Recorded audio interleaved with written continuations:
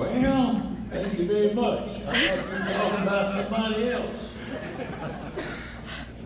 Governor Edwards, ladies and gentlemen, when my wife Laurie told me a few months ago that I had been selected to be inducted, I said, you're either joking or mistaken. She replied, no, it's true. Well, they're really scraping the bottom of the barrel, I told her. But if they're offering it to me, I'll take it. I am truly honored to accept this induction with humility and with great thanks to the board of the Louisiana Political Hall of Fame. I also want to congratulate the other folks who are being inducted tonight. I don't have any words to express my deep gratitude to Governor Edwards for coming up and taking a part in this induction. I'll have to correct him. We first met in New Orleans 52 years ago when we were both at a Louisiana Press Association convention. And Governor Edwards, I want to read what I wrote about you at that time, 52 years ago. I said, there's a bright, new, smiling face on the Louisiana political horizon. It belongs to Representative Edwin Edwards of Crowley. We'll hear more from Congressman Edwards, and we predict it'll be a good deal for this state. He's the guy to watch. Think I hit it on the head?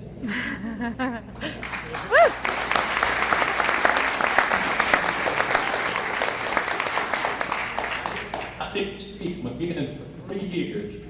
He was running for governor, and he came into a restaurant in Manny where they were having a coffee for him.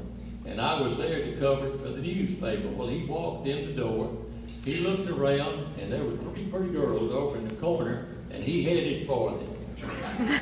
And after he got through talking to them, he came, shook hands with me, and called me by my name. And I was just amazed that he would remember me, and I never forgot that. Through the years, I have attended a lot of functions where Governor Edwards was present. We talked to each other on the phone. We corresponded with each other. And when he was on extended vacation for 8.5 years, we corresponded. And I was honored to be chairman of the 90th birthday party. He's been my good friend for many a year. And I am most grateful and cherish your friendship, Governor Edwards. I want to recognize my wife, Laurie, and thank her for all she does, and I appreciate and love her. I have 4 daughters here tonight, Angela, Jody, Amber, and Verity, 4 of 6 grandchildren, Alyssa, Austin, Jaden, and Carson. And I have 2 sisters here tonight, Evelyn and Lucy has been under the weather for a while, and she made a special effort to be here tonight, and I appreciate that very much.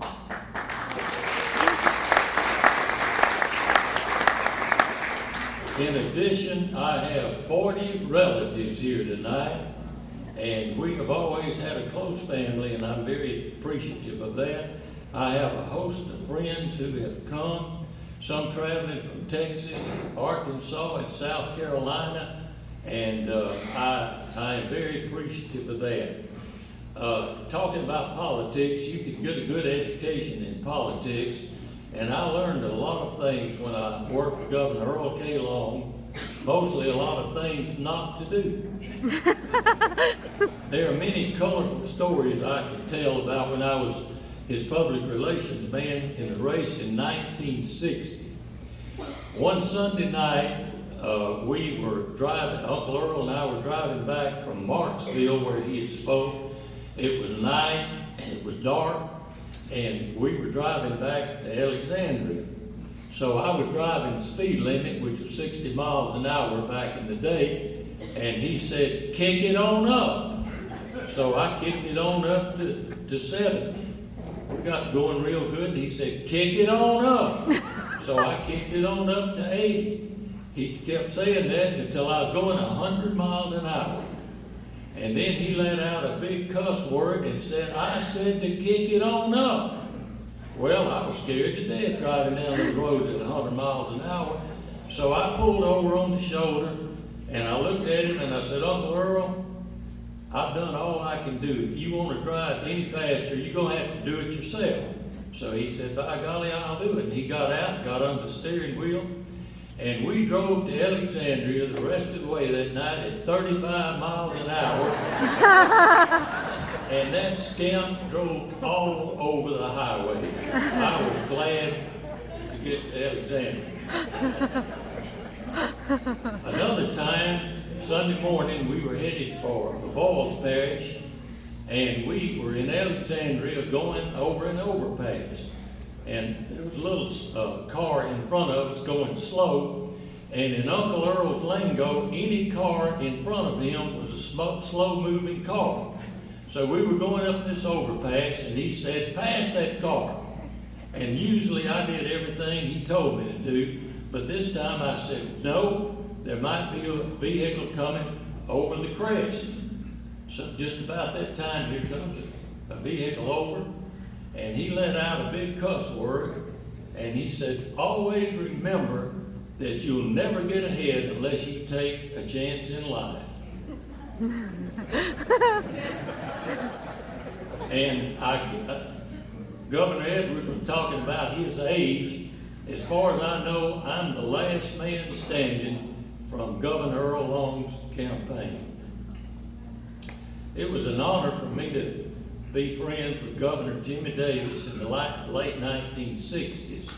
I had found a place in Marthville called Rebel Park where we had country music programs, and we had a lot of political speakers who would come.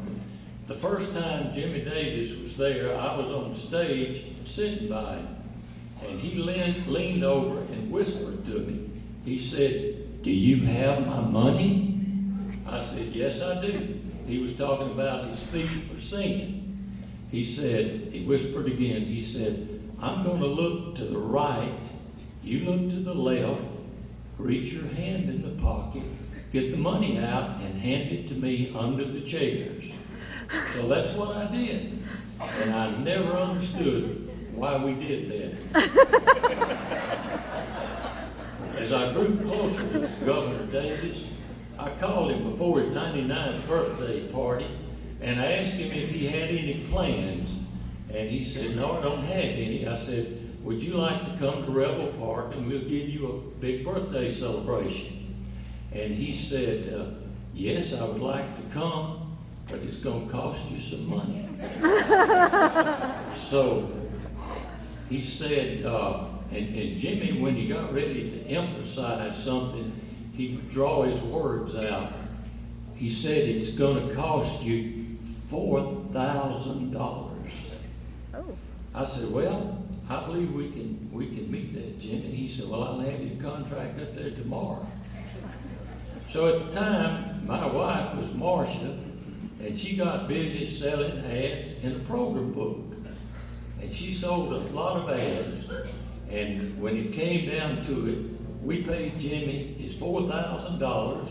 We paid all the expenses, and we ended up making $7,000 on the deal. Oh my gosh. And Jimmy would not be happy if he knew that.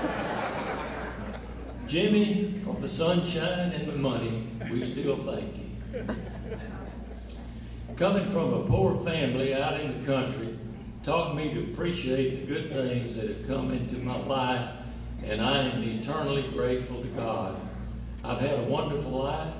I've traveled smooth, tree-laden country roads, and I've traveled stone-covered roads I thought would never end. I've seen the view from the mountaintop, and I wandered at night through dark valleys and wondered if I would ever reach the other side. I walked through fields of beautiful wildflowers, and I've also walked the barren fields of winter when nothing was in bloom and the cold winds would chill you to the bone. I walked beside quiet, peaceful rivers when it seemed you could almost look up and see God. And I've crossed the roaring rivers when it seemed that reaching the other side may be impossible. I've attempted to be a positive, good influence, and I hope I have succeeded. If not, it is not of mine, but of heart. Well, I said that backwards, I believe. If not, no, I said it right.